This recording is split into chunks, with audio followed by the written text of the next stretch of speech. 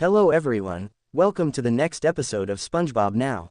Today, I will be talking about Whale of a Birthday and Karate Island.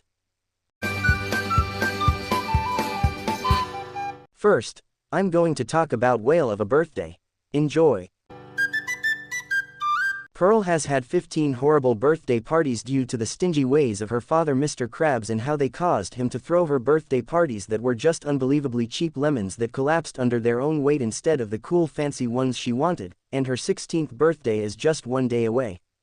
Mr. Krabs is forced to promise that he will not be cheap and will give her the best birthday ever, or else Pearl's high school reputation will collapse and he will have to support Pearl for the rest of her life. Pearl gives him a long list of everything she wants at the party. While Mr. Krabs works on the party, SpongeBob is assigned the task of figuring out what Pearl would like for a birthday present. Mr. Krabs hands SpongeBob his credit card, so that if something Pearl wants should be bought, it can be bought with the credit card. While SpongeBob trails Pearl and her friends through the Bikini Bottom Mall, he uses the credit card to buy practically everything Pearl even mentions having an interest in owning. Once Pearl arrives at her birthday party with her friends, everyone is horrified to find that her dad broke his promise and his miserly ways have won out once again to the point where he threw her another party that is an irrationally cheap knockoff version of what Pearl wanted. The popcorn is stale. The drinks are dishwater. Pearl's ice sculpture is made out of 400 pounds of raw Krabby Patties, something that everyone finds so gross that it makes Eugene wish he had hired an ice sculptor to make Pearl the ice sculpture of her she wanted, and the cake is made out of cardboard and frosting.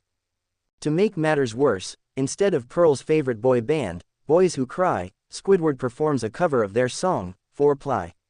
Pearl's birthday party is ruined. Pearl's also extremely hurt that her father would not stop being cheap even for her and never did anything she asked for on the list she gave him. Mr. Krabs feels bad and tells Pearl that he will try to make it up to her, somehow. Just then, a delivery truck arrives with all of the items that SpongeBob bought for her, including the Boys Who Cry. SpongeBob hands Mr. Krabs the receipt for all the presents, which is excessively large. Before he can do anything about it, Pearl thanks her father for making it up to her, although SpongeBob is still in hot water with his boss. Next, I'm going to talk about Karate Island.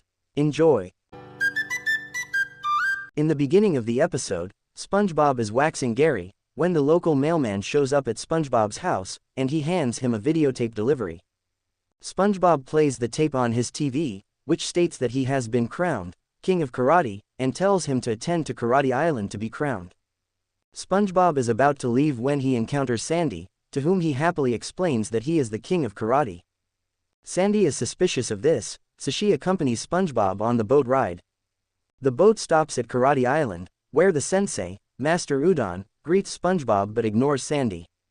SpongeBob, to prove his karate skills, asks to fight Master Udon's best guards. 3 guards arrive, and when they fight SpongeBob, they seem to be easily vanquished despite not even being touched by SpongeBob. Sandy notices this, adding to her suspicion. SpongeBob is officially crowned King of Karate, and he sits on his throne and requests Sandy to sit beside him in a lounge chair. Sandy tries to warn SpongeBob, but then leaves when SpongeBob becomes arrogantly proud and accuses her of being jealous of him. After she leaves, SpongeBob is shocked when he is suddenly locked into his throne, and Udon takes a pen out of his robe. Sandy then hears SpongeBob's cries for help, and goes back to save him, now wearing a yellow jumpsuit.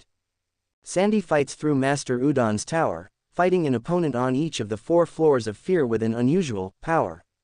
She avoids being tickled, kissed, and overwhelmed with stench by the use of jelly-filled donuts, a hair dryer, and her impenetrable air helmet, then crashes through the top floor's entryway, the trapdoor where SpongeBob is being held hostage by Master Udon. Udon then drops a bamboo cage on Sandy and reveals that the pronouncement of SpongeBob as King of Karate is just a scam to lure him to the island. Udon is actually a real estate agent, and the island is really Kondo Island, and also stated that if there was a real Karate Island, he would be a millionaire. He refuses to let SpongeBob go until he agrees to buy a timeshare condo on the island and allow his equity increase until he becomes King of Condos. SpongeBob shouts in horror and Sandy quickly breaks out of her cage with meditation, strange hand movements, and weird muttering. Master Udon rips off his robes to expose a highly muscular build while Sandy rips off her jumpsuit to expose a similar build.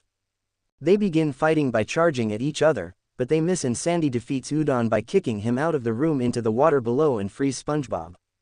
As they leave the island, SpongeBob apologizes to Sandy for acting like a jerk to her, and he thanks her for saving him from buying a condo, for which she forgives him and tells him that is what friends are for. SpongeBob then asks if he is not the king of karate after all, but Sandy tells him that he is in her book. Then she explains to him about real estate as the boat leaves shore. After they leave, Squidward arrives on Clarinet Island to be crowned king of clarinets, implying he was scammed as well, and is looked down upon by Master Udon, still alive. Thanks for watching. Subscribe for more videos. Goodbye everyone.